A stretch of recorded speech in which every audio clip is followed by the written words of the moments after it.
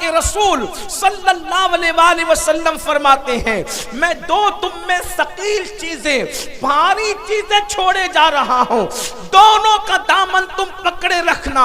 اللہ اکبر۔ ایک مقام پر فرمایا جب گمراہی عام ہو جائے، جب گمراہی پھیل جائے، اس وقت تو اپنے داڑوں سے ان دونوں کا دامن پکڑ کے رکھنا، تم کبھی گمراہ نہیں ہو سکو گے۔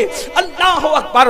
گمراہی سے بچانے کے لیے دو چیزیں چھوڑی، فرمایا میں اپنے بعد تم میں دو چیزیں چھوڑے جا رہا ہوں، اور وہ دو چیزیں کیا ہے؟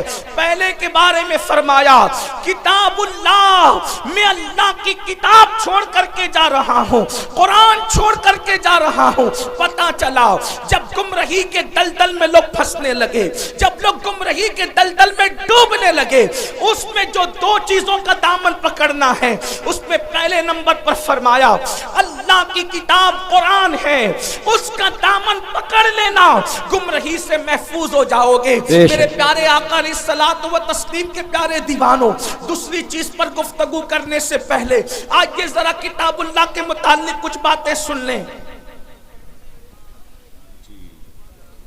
ہوگی ایک بار درود شریف پڑھ لیں۔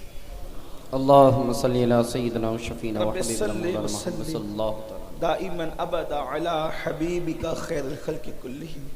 اصل میں جلسے والوں کو کچھ نہ کچھ اہم باتیں کرنی ہوتی ہے، وہ ضرورت ہے، تو اس لیے اس پہ کوئی ناراض نہیں ہونا چاہیے، ان کو موقع دے دینا چاہیے کہ وہ بات اپنی کر لیں، اگر کچھ اور رہ گئی ہو تو وہ بھی فرما لیں، تو تاکہ ضرورت پوری ہو جائے، اگر کر سکتے ہیں تو کر لیں، کوئی بات نہیں۔ ایک بار پھر درود شریف پڑھ۔ اللہم صلی علی دائما ابدا علی حبیبک خیر الخلق کلہم، صلاۃ و سلام علیک یا جد الحسن والحسین۔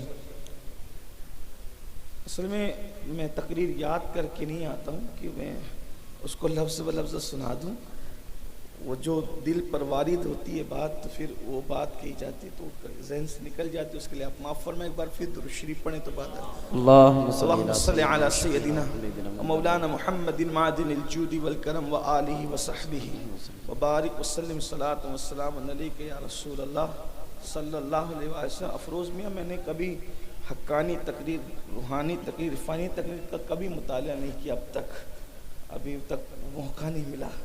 درود شریف پڑھے ایک مرتبہ۔ اللہم صلی علی سیدنا مولانا محمد معدن الجود والکرم وآلہ وصحبہ وبارک وسلم، صلاۃ و سلام علیک یا رسول اللہ صلی اللہ علیہ وسلم۔ عرض کر رہا تھا کہ اللہ کے رسول نے فرمایا میں تم میں دو بھاری چیزیں چھوڑے جا رہا ہوں، اس میں وزن بھی ہے، مضبوطی بھی ہے، کشش بھی ہے۔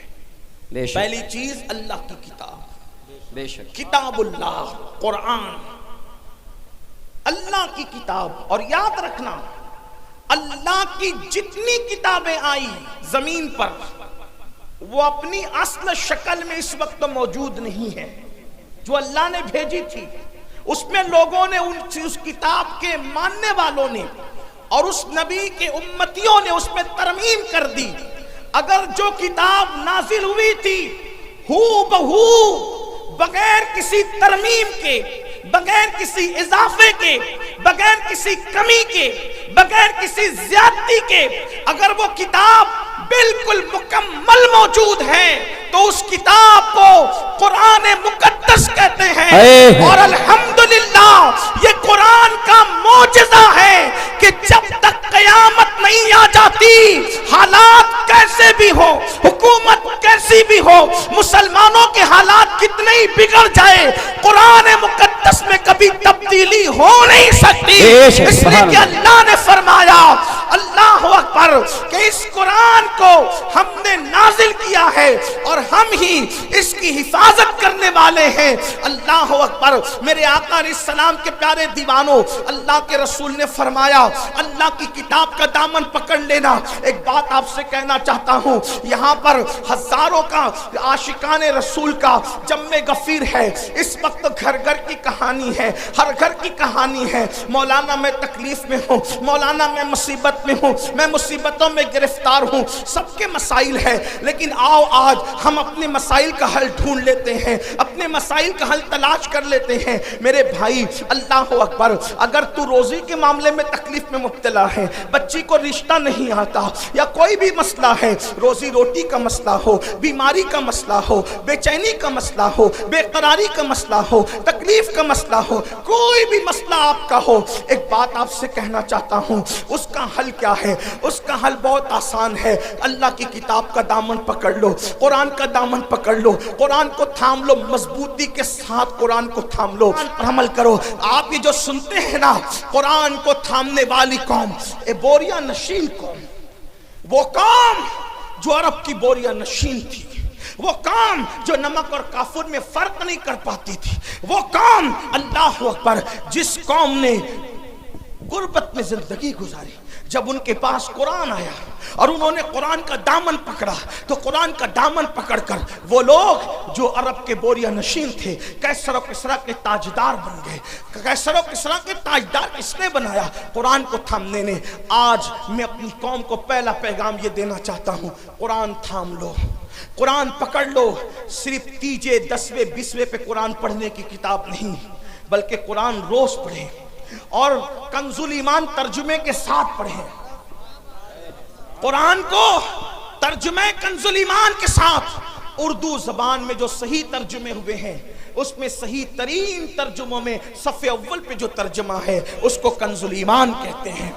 کنز الایمان کو اپنی زندگی میں شامل کرو، کم سے کم ایک صفحہ پڑھو، اور صرف اس لیے نہیں، تلاوت کی نیت سے نہیں، یہ بات یاد رکھنا، صرف اس کو پڑھ کر سمجھو اور سمجھ کر کے ساتھ میں صد اللہ فاضل، فخر الاماثل، علامہ سید نعیم الدین مراد آبادی کی جو مختصر تفسیر ہے خزائن العرفان شریف، آپ کے مراد آباد کے وہ عظیم ہستی بلکہ آرام بھی فرما رہے ہیں، اللہ اکبر، وہ تفسیر بھی پڑھو، بہت شارٹ میں بہت خوبصورت اور جامع تفسیر ہے، اور پھر اس کو اپنی زندگی میں داخل کرنے کی کوشش کرو۔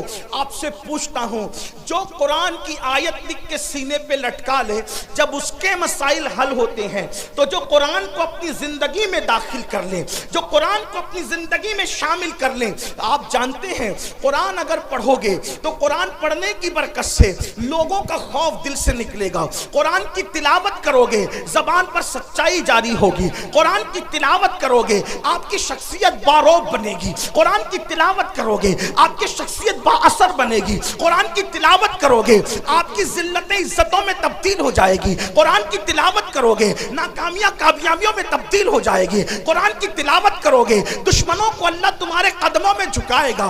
دشمن کتنا بھی بلند ہوگا وہ نیچے ہوگا اور تم اوپر نظر آؤ گے۔ قرآن پکڑ کر تو دیکھو، قرآن تھام کر تو دیکھو، قرآن کو طاق کی زینت بنانے والے، قرآن کو اپنے سینے کی زینت بنا کے دیکھ، قرآن کو طاقوں میں رکھنے والے اور جزدان میں لپیٹ کر بند کرنے والے، اس کو اپنے دل میں بند کر کے دیکھ، قرآن مقدس کو سچے دل سے تھام کے دیکھو، انشاءاللہ جب وہ دشمن مغلوب ہوگا، آپ کو غلبہ نصیب ہوگا۔ وقت کی حکومتیں تمہارے قدموں میں گرتی نظر آئے گی۔ ایک بار قرآن پکڑ کر دیکھو، قرآن تھام کے دیکھو، سب کی کتابیں پڑھنے والوں رب کی کتاب پڑھ کے دیکھو، سب کی کتابوں پہ دل دینے والوں رب کی کتاب کو دل دے کے دیکھو۔ میرے آقا فرماتے ہیں زمین پہ کھڑے رہنے والے کو آسمان کے تارے چمکتے نظر آتے ہیں، مگر آسمان والوں کو وہ گھر ستاروں کی طرح چمکتے دکھتے ہیں جس گھر میں قرآن کی تلاوت ہوتی ہے۔ جس گھر میں تلاوت نہ ہو وہ گھر ویران قبرستان کی طرح ہے۔ قرآن کو پکڑو، اس لیے کہ قرآن ادنا کو اعلیٰ کر دیتا ہے، قرآن بلند کر دیتا ہے، قرآن عزت دیتا ہے، قرآن عروج دیتا ہے، قرآن کامیابی دیتا ہے، قرآن کامرانی دیتا ہے۔ اللہ اکبر، قرآن اللہ کی کتاب ہے، قرآن کلام اللہ ہے۔ اللہ اکبر، یہ اللہ کی نازل کردہ کتاب ہے۔ جس نے قرآن پڑھا اس کی زندگی سنور گئی۔